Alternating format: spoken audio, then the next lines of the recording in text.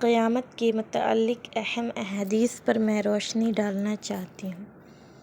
حضور کریم صلی اللہ علیہ وسلم کچھ لوگوں کے ساتھ بیٹھے ہوئے اور ان سے باتیں کر رہے تھے۔ اتنے میں ایک دیہاتی شخص آپ کے پاس آیا اور اس نے پوچھا کہ قیامت کب قائم ہوگی؟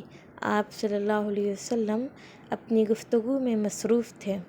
بعض لوگ جو مجلس میں موجود تھے ان لوگوں کا کہنا ہے کہ آپ صلی اللہ علیہ وسلم نے دیہاتی کی بات سنی لیکن پسند نہیں کی اور خاموش رہے، لیکن بعض نے کہا آپ نے اس دیہاتی کی بات سنی ہی نہیں۔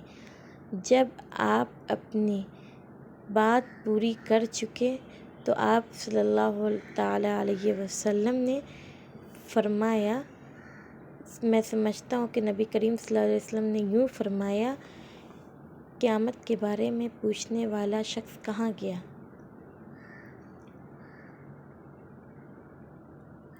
اس دیہاتی نے یہ کہا، سرکار دو عالم صلی اللہ تعالیٰ علیہ وسلم، میں یہاں موجود ہوں۔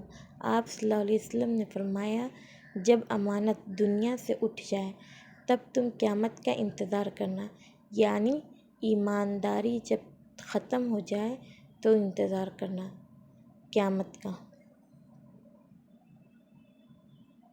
اس دیہاتی نے آپ صلی اللہ علیہ وسلم سے یہ فرمایا، ایمانداری کے اٹھنے کا مطلب کیا ہوتا ہے؟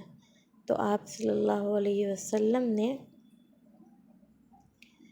فرمایا کہ ایمانداری کے اٹھنے کا مطلب یہ ہے کہ جب حکومت کے کاروبار نااہلوں کو چلے جائیں، یعنی